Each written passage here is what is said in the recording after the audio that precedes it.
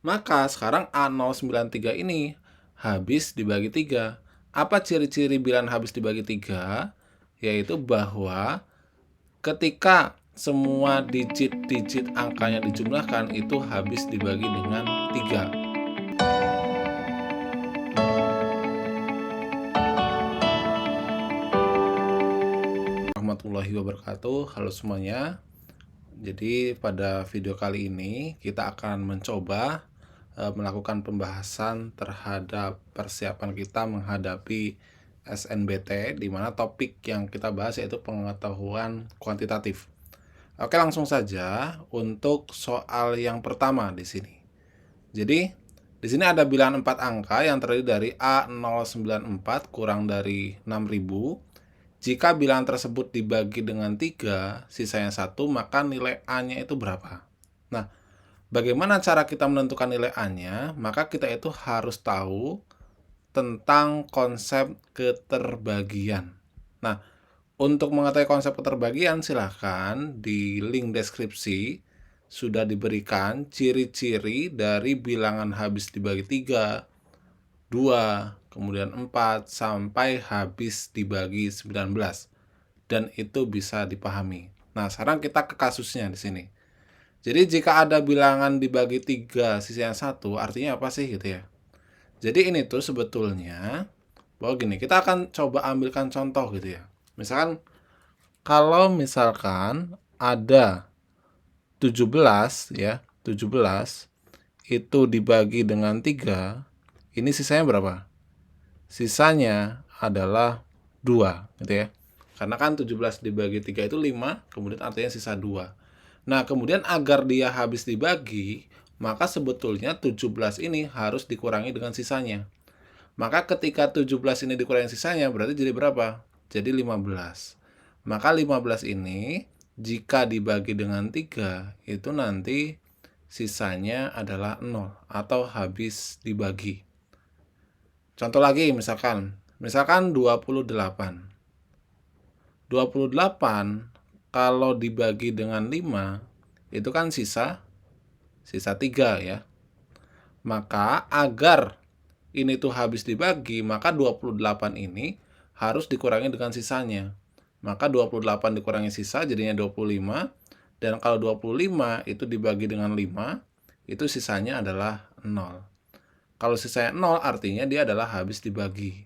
Maka sekarang kalau ada A094 dia dibagi 3 sisa 1, maka agar dia itu habis dibagi 3, maka A094 ini kita kurangi dengan 1 terlebih dahulu. Sehingga kita peroleh menjadi A093. Nah, maka sekarang A093 ini habis dibagi 3. Apa ciri-ciri bilangan habis dibagi 3? Yaitu bahwa ketika semua digit-digit angkanya dijumlahkan itu habis dibagi dengan 3. Maka sekarang digit-digit angkanya kita jumlahkan, yaitu A ditambah dengan 0, ditambah dengan 9, ditambah dengan 3. Sehingga ini menjadi A ditambah dengan 12. Nah, berapa nilai A? Berarti kita tinggal mencoba dari option yang disediakan. Misalkan, jika A-nya itu sama dengan 1, maka kan 1 tambah 12. Berapa? 13. Apakah 13 itu habis dibagi 3? Tidak, berarti 1 itu bukan. Ketika A-nya 2, berarti kan jadinya adalah 2 ditambah dengan 12 adalah 14. Apakah 14 itu habis dibagi 3? Tidak. Kemudian ketika A-nya 3, berarti ini menjadi 3 tambah 12. Berapa? 15. Dan 15 ini habis dibagi 3. Artinya A093 ini ketika A-nya 3 itu habis dibagi oleh 3. Maka jawabannya itu adalah yang C. Gitu ya. Kemudian kita lanjut ke kasus berikutnya. Masih berkaitan dengan kasus yang pertama ini, yaitu di mana kita disuruh menentukan banyak faktorisasi primanya itu ada berapa. Ya, kita coba lihat terlebih soalnya kayak gini. Jadi banyak faktor prima dari bilangan 4 angka tersebut berapa? Yang dimaksud bilangan 4 angka itu yang mana? Yang barusan kita telah peroleh. Yaitu barusan bilangannya adalah A094, di mana A-nya dia sama dengan berapa? Sama dengan 3. Maka bilangannya itu adalah 3094. Nah, bagaimana cara kita menentukan faktor prima dari 3094 ini? Berarti tinggal kita membuat pohon faktor gitu ya. Ini dibagi 2 gitu ya, sehingga diperoleh dia sama dengan 15, kemudian ini adalah 47 gitu ya. 1547. Apakah dia habis dibagi 2? Tidak ya. Karena angka terakhirnya dia tidak habis dibagi oleh 2. Maka dia habis dibagi berapa? Ini tuh misal kita bagi dia dengan 7 gitu ya. Dibagi 7 jadinya adalah 2, 2, 1 gitu ya. Nah, 2, 2, 1 ini dia dibagi dengan 13, yaitu menghasilkan adalah 17. Berarti banyak faktor primanya itu ada 1, ada 2, 3, 4. Berarti ada sebanyak 4 faktor prima. Berarti jawabannya adalah yang C.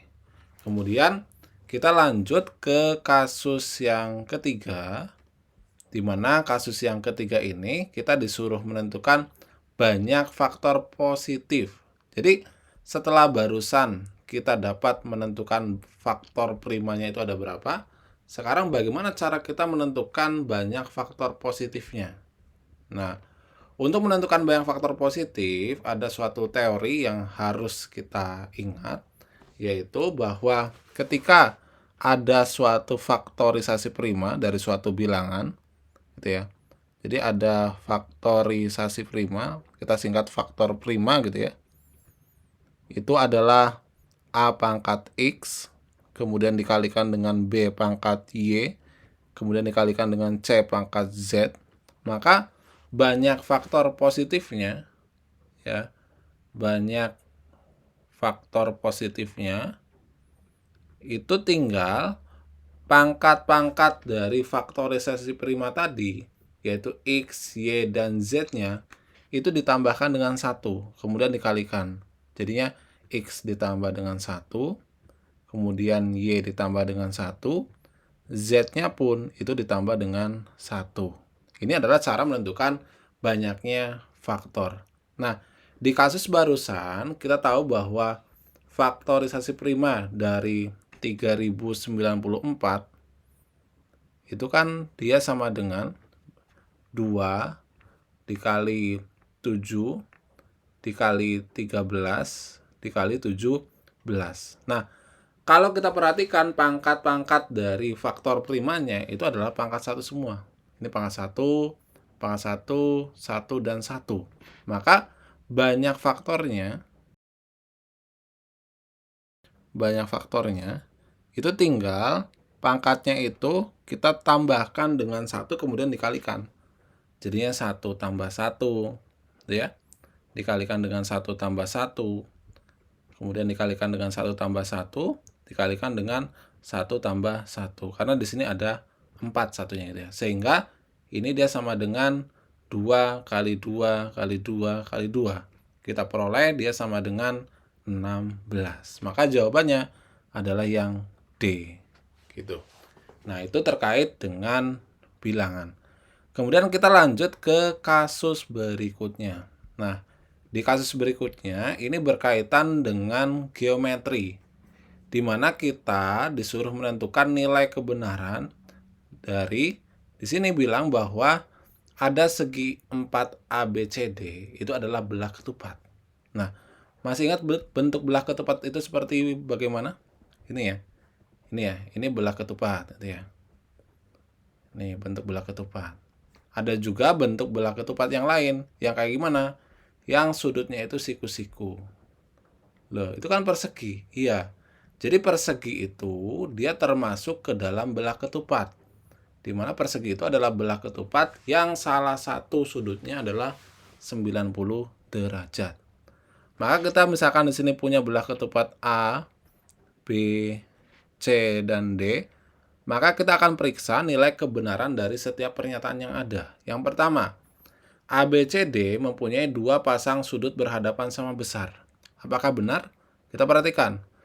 Besar sudut A dan besar sudut C, dia sama besar. Kemudian besar sudut D dan juga besar sudut B, dia juga sama besar. Maka pernyataan yang pertama ini bernilai benar. Kemudian pernyataan yang kedua, ABCD mempunyai dua pasang sisi yang sama panjang. Nah, seperti yang kita ketahui bahwa sisi pada belah ketupat itu semuanya itu adalah sama panjang. Artinya jika di sini disebutkan dia itu memiliki dua pasang sisi yang sama panjang, ini dia juga bernilai benar, gitu ya.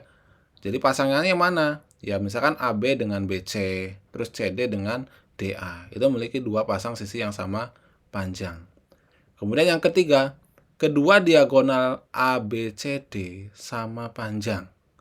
Apakah benar kedua diagonalnya itu sama panjang? Kalau kita perhatikan, ini BD dan juga AC itu dia tidak sama panjang. Tetapi ketika belah ketupatnya itu dia merupakan persegi, ini karena persegi itu masuk dalam kategori belah ketupat, dia memiliki diagonal yang sama panjang. Nah, karena dia itu bisa sama panjang dan juga bisa tidak sama panjang, maka pernyataan yang ketiga ini bernilai salah. Kemudian lanjut ke pernyataan yang keempat. ABCD memiliki dua simetri lipat. Benar atau salah? Kalau belah ketupatnya yang ini, yang sebelah kiri, kita nomori ya, ini nomor 1.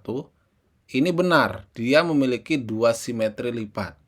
Tapi kalau belah ketupatnya yang sebelah kanan, yang nomor 2 ini, dia memiliki 4 simetri lipat. Ya. Maka pernyataan yang keempat, dia bernilai salah. Loh kok bisa salah? Karena kan persegi tadi, dia merupakan salah satu dari belah ketupat. Gitu ya. Dia bagian dari belah ketupat.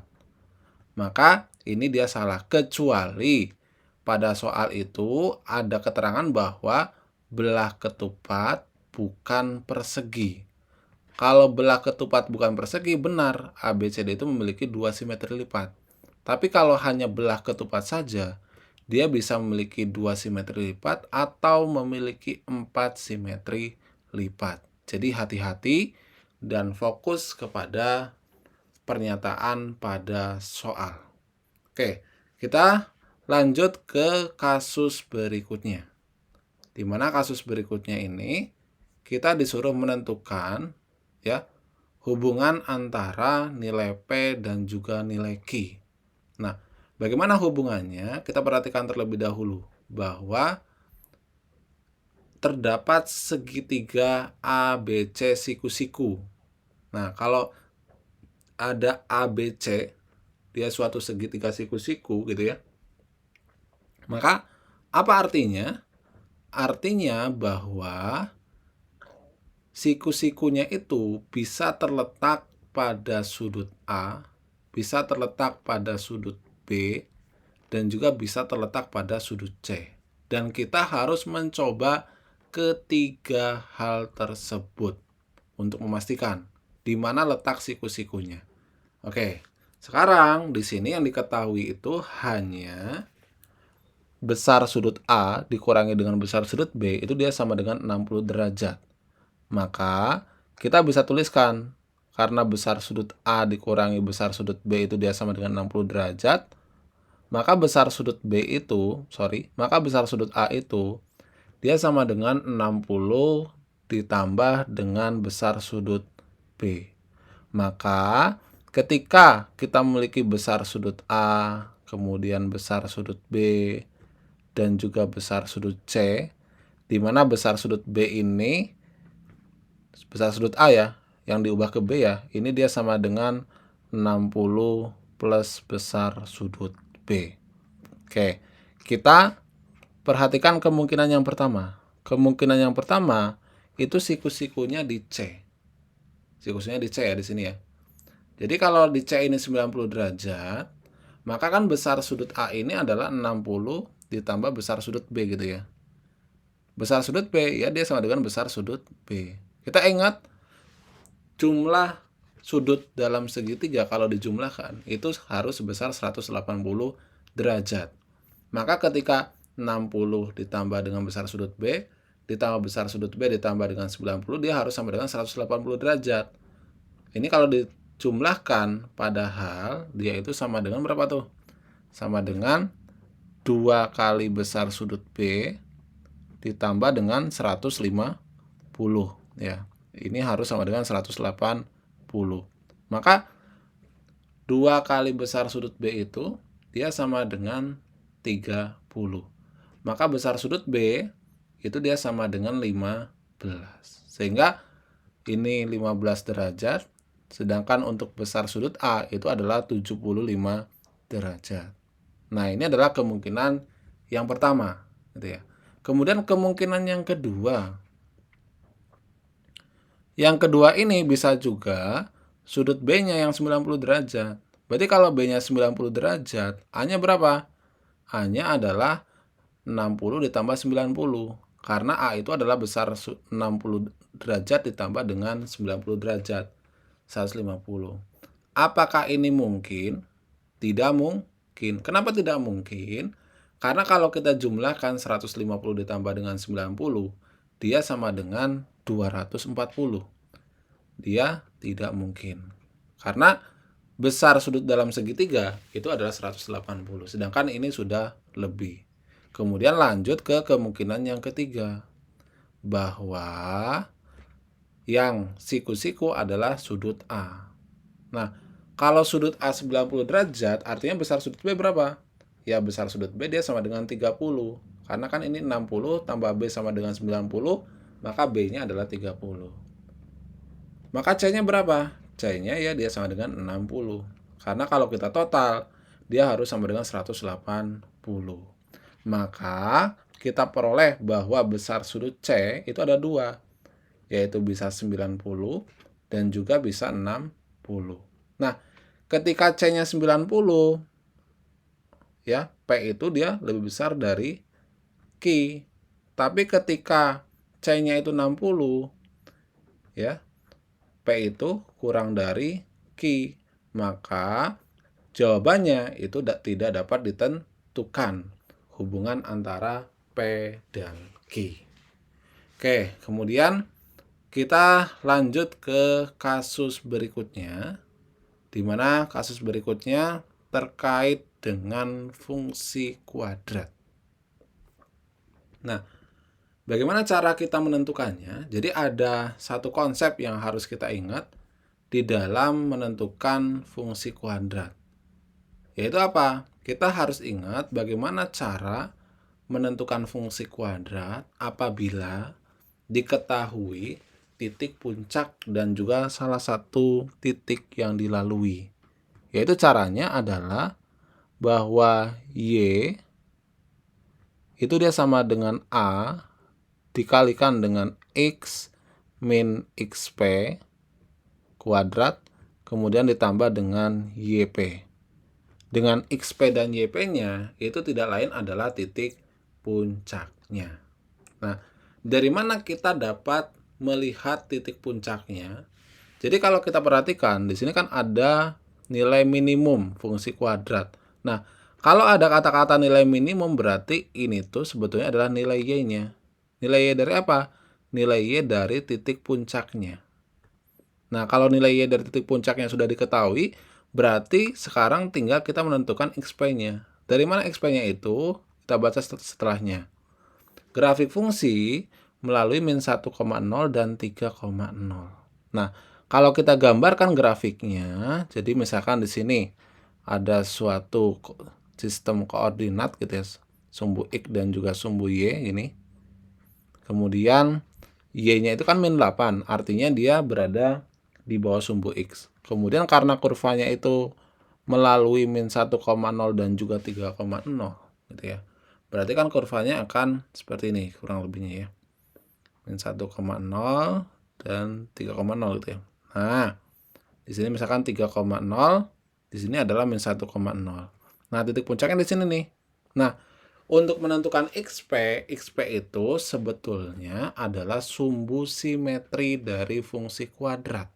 Ya, ini XP-nya nih.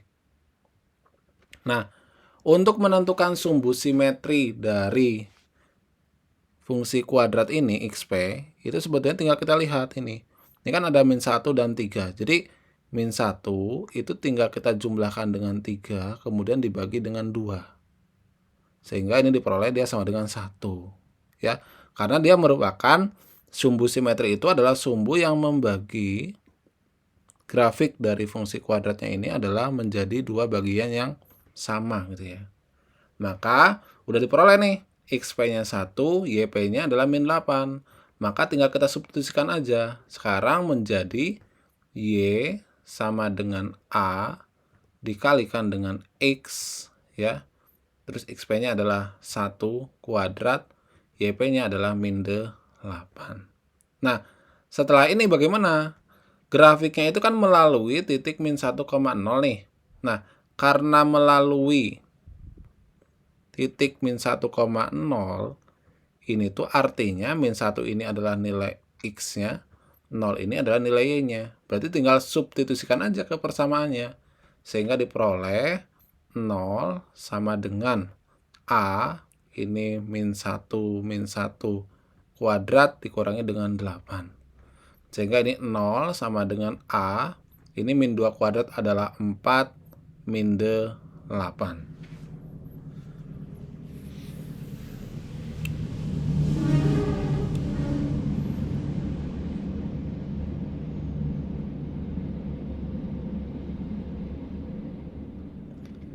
Berarti kita peroleh bahwa 8 itu dia sama dengan 4A ya.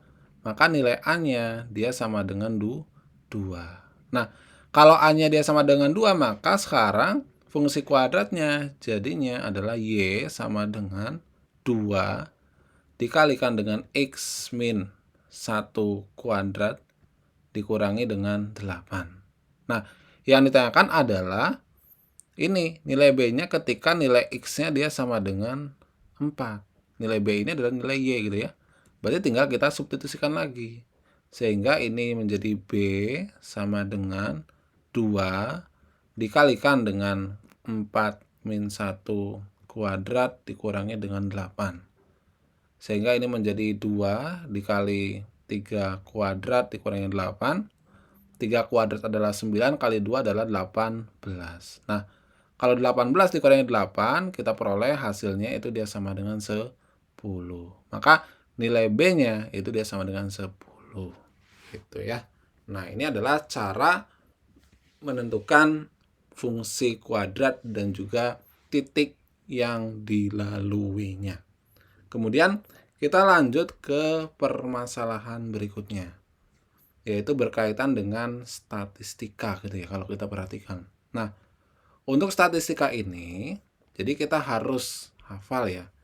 Misalkan rata-rata itu apa, kemudian median, kemudian modus, jangkauan gitu ya, kuartil. Nah, itu dibuka kembali silahkan.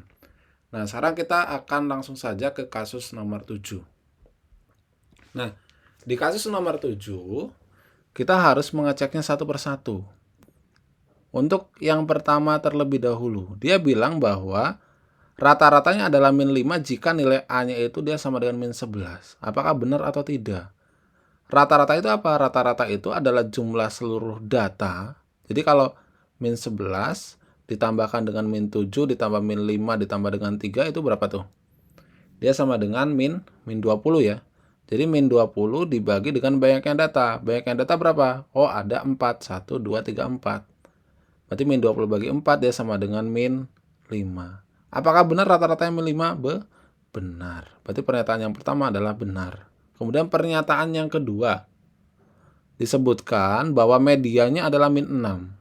Nah, ingat, median itu adalah nilai tengah setelah datanya itu diurutkan. Nah, kalau kita perhatikan, apakah data ini telah urut? Ya, karena sudah urut, maka medianya itu kan berada di sini. Ya, medianya ini dia sama dengan min 6. Berarti pernyataan yang kedua ini dia juga benar. Kalau 1 dan 2 benar, berarti kita harus ngecek yang ketiga. Apakah benar yang ketiga itu modusnya dia sama dengan min 5 ketika A-nya dia sama dengan min 5? Maka ketika A-nya min 5 gitu ya, jadinya min 5, min 7, min 5, dan juga 3 gitu ya. Nah, kalau kita perhatikan modus itu adalah data yang paling sering muncul. Nah, kalau kita perhatikan di sini min 5 dia muncul 2 kali. Artinya modusnya adalah min 5 ini adalah benar. Kemudian ke kasus yang keempat, ke pernyataan yang keempat. Jangkauannya itu adalah 3. Nah, jangkauan itu apa sih? Jangkauan itu adalah selisih nilai maksimum dengan nilai minimumnya. Nah, kalau kita perhatikan di sini nilai maksimumnya adalah 3, sedangkan nilai minimumnya adalah min 8. Maka dikurangi dengan min 8. Sehingga jangkauannya dia sama dengan 11. Apakah benar jangkauannya 11? Oh, di sini dia bilang jangkauannya 3. Berarti nomor 4 ini dia salah. Maka jawabannya untuk soal nomor 7 itu adalah yang A. Seperti itu. Oke, lanjut ke kasus berikutnya, yaitu berkaitan dengan peluang. Gitu ya. Oke, berkaitan dengan peluang. Jadi di peluang ini kita harus perhatikan benar. Apakah dia menggunakan konsep dari kombinasi, permutasi, atau kaidah perkalian gitu ya. Oke, langsung saja di sini. Jadi ada 3 bilangan asli berbeda yang kurang dari 10 dipilih secara acak gitu ya. Nah, berapakah banyaknya dari 4 pernyataan berikut yang bernilai benar? Oke, bagaimana nih? Jadi kita akan cek satu persatu. Karena ditanyakan peluang berarti kita harus menentukan NS-nya dulu. Kalau di sini dia bilang bahwa 3 bilangan asli berbeda yang kurang dari 10 dipilih sekaligus secara acak. Nah, berarti bilangan aslinya itu untuk semestanya itu berarti kan ada 1, kemudian 2, 3, 4, sampai 9 gitu ya. Karena dia bilang kurang dari 10. Nah, karena ada 9 angka, terus akan diambil 3 angka atau 3 bilangan, maka NS-nya itu dia sama dengan kombinasi 3 dari 9. Di mana kombinasi sendiri itu dia sama dengan 9 faktorial dibagi dengan 3 faktorial, kemudian dikalikan dengan selisih 9 dan 3, yaitu 6 faktorial. Sehingga kita sederhanakan nih, dia menjadi 9 kali 8 kali 7 kali 6 faktorial, kemudian ini dibagi dengan 3 kali 2 kali 1 kali 6 faktorial. Tinggal kita sederhanakan ini ya. Ini kita coret, kemudian 9 dan 3 ini menjadi 3, kemudian 8 dan 2 ini menjadi 4. Berarti NS-nya itu adalah 3 kali 4 kali 7. Nah, sekarang kalau udah ada NS, tinggal kita cek satu persatu pernyataannya. Pernyataan yang pertama terlebih dahulu. Peluang semua bilangan yang terpilih prima. Oke, berarti kita itu harus mendata. Bilangan prima itu ada berapa sih? Bilangan prima itu kan ada 2, kemudian ada 3, ada 5, dan ada 7, ada 4. Kalau akan diambil 3, berarti NA-nya dengan A itu adalah terambilnya bilangan prima, itu adalah kombinasi 3 dari 4 gitu ya. Nah, kalau kombinasi 3 dari 4 ya dia hasilnya langsung saja, dia sama dengan 4. Sehingga peluang A gitu ya, dia sama dengan NA dibagi NS, NA-nya 4, sedangkan NS-nya itu adalah 3 kali 4 kali 7. Kemudian ini kita sederhanakan, coret ya. Sehingga diperoleh dia sama dengan 1/21. Apa nih? Berarti benar atau salah nih? Peluang bilangan prima itu kurang dari 1/20. 1/21 apakah kurang dari 1/20? Iya. Berarti pernyataan yang pertama ini dia bernilai benar. Kemudian lanjut ke pernyataan yang kedua. Nah, Pernyataan yang kedua itu bilang bahwa peluang semua bilangan yang terpilih genap. Berarti kita harus mendata bilangan genap. Bilangan genap itu kan ada 2, kemudian ada 4, gitu ya. Ada 6 dan juga ada 8. Berarti peluang terpilihnya bilangan genap karena dia sama-sama ada 4, sama halnya dengan bilangan prima. Berarti bilangan genapnya itu bisa dengan 4 cara. Berarti peluangnya itu juga sama, yaitu dia sama dengan 1/21. Apakah benar peluang semua bilangan genap yang terpilih kurang dari 1/25? Ini salah gitu ya. Karena kalau 1/21 itu lebih dari 1/25. Kemudian lanjut ke pernyataan yang ketiga. Pernyataan yang ketiga bilang bahwa peluang semua bilangan yang terpilih ganjil. Ya. Berarti ganjil harus kita data. Ganjil itu ada berapa bilangan sih? Kan ada 1, 3, 5, 7, 9 itu. Ada 5. Berarti N ganjil, ya, cara mengambil bilangan ganjil itu adalah kombinasi 3 dari 5. Di mana kombinasi 3 dari 5 itu dia sama dengan 5 faktorial dibagi dengan 3 faktorial kali 2 faktorial. Tinggal sederhanakan nih. 5 kali 4 kali 3 faktorial. Kemudian dibagi dengan 3 faktorial kali 2 kali 1. Ini kan tinggal sederhanakan nih. Ini kita bisa sederhanakan. Kemudian 4 dan 2 juga bisa. Sehingga menjadi 5 kali 2. Sehingga peluang terpilihnya ganjil itu dia sama dengan 5 kali 2 dibagi dengan NS-nya tadi. Berapa sih NS-nya tadi di atas? Nah, 3, 4, 7 ya. Ya, ini 3, 4, dan 7. Sehingga ini kalau kita sederhanakan, ini kita coret gitu ya. Ini 2, berarti menjadi 5/42. Nah, 5/42 sama 1/7 besaran mana? 1/7 itu kan sama juga dengan 6/42 gitu ya. Berarti besaran yang 6/42. Maka yang ketiga ini dia bernilai salah. Tinggal cek yang keempat. Yang keempat, dia bilang bahwa peluang jumlah semua bilangan yang terpilih kurang dari 8 adalah 1/42. Di sini ya. Nah, kita data. Kalau 3 bilangan di jumlah kurang dari 8 itu berapa aja? Oh, bisa 1, 2, 3 gitu ya. Berapa lagi nih setelah 1, 2, 3? Oh, bisa juga 1, 2, 4. Apakah ada yang lain? Tidak ada ya. Berarti ini hanya ada 2. Berarti peluang terpilihnya angka berjumlah kurang dari 8 itu adalah 2/3 kali 4 kali 7. Ini saya coret ya dengan 2 sehingga dia sama dengan 1/42. Maka pernyataan yang keempat ini dia bernilai benar. Maka dapat kita simpulkan bahwa pernyataan yang benar itu ada 2 pernyataan. Maka jawabannya yang C. Seperti itu ya. Berkaitan dengan peluang. Kemudian lanjut ke kasus berikutnya. Di mana kasus berikutnya itu kita harus bisa menyimpulkan apakah satu pernyataan saja cukup atau harus 2 pernyataan atau 1 dan 2 itu tidak cukup. Nah, tipsnya kalau ada soal seperti ini, kita fokus kepada satu pernyataan terlebih dahulu. Jadi pernyataan 1 saja dulu, kemudian pernyataan 2 saja. Kalau tidak cukup dua-duanya, kita gabungkan. Gitu ya.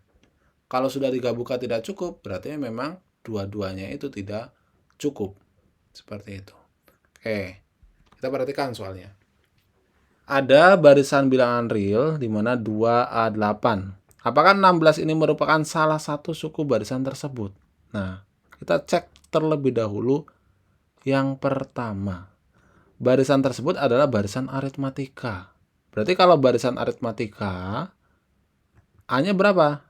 A-nya dia adalah di 5 gitu ya. 2, kemudian 5 gitu ya. Kemudian 8. Kenapa dia dinamakan dengan barisan aritmatika? Karena ini memiliki beda yang sama. Yaitu bedanya adalah 3. Sehingga suku berikutnya berapa? Oh, suku berikutnya tinggal kita tambah 3 adalah 11. Tambah 3 lagi 14. Tambah 3 lagi 17. Dan seterusnya. Kalau ditanya, apakah 16 itu merupakan salah satu suku pada barisan tersebut? Tidak. Tidak ada. Berarti ini bisa menjawab nih, tidak. Kenapa? Karena di sini tidak ada 16. Berarti pernyataan 1 saja itu cukup. Coba kalau pernyataan 2 saja. Nah, kalau pernyataan 2 saja, di sini cuma disebutkan bahwa barisan tersebut adalah barisan bilangan positif. Nah, kalau misalkan barisannya bilangan ganjil 1, 3, 5, 7 gitu ya. Apakah 16 itu ada di sini? Tidak gitu ya. Tapi ketika misalkan barisannya itu adalah barisan bilangan persegi, yaitu 1 kuadrat, 2 kuadrat, 3 kuadrat, 4 kuadrat, apakah 16 ada di sini? Iya. Karena 4 kuadrat itu adalah 16. Nah, karena pernyataan kedua ini jawabannya bisa iya dan juga bisa tidak, maka pernyataan kedua ini dia tidak cukup untuk menjawab kasus ini. Maka jawabannya adalah yang A. Pernyataan 1 saja cukup, tetapi pernyataan 2 saja itu tidak cukup. Seperti itu.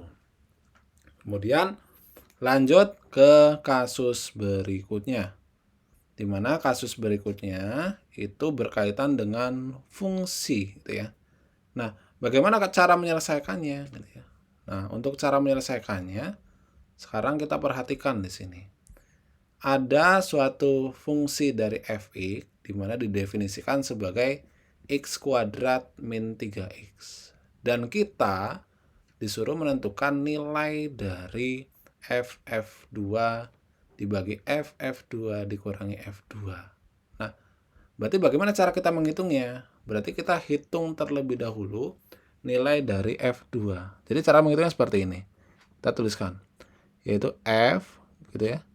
F, kemudian dari fungsi f, dari fungsi f2.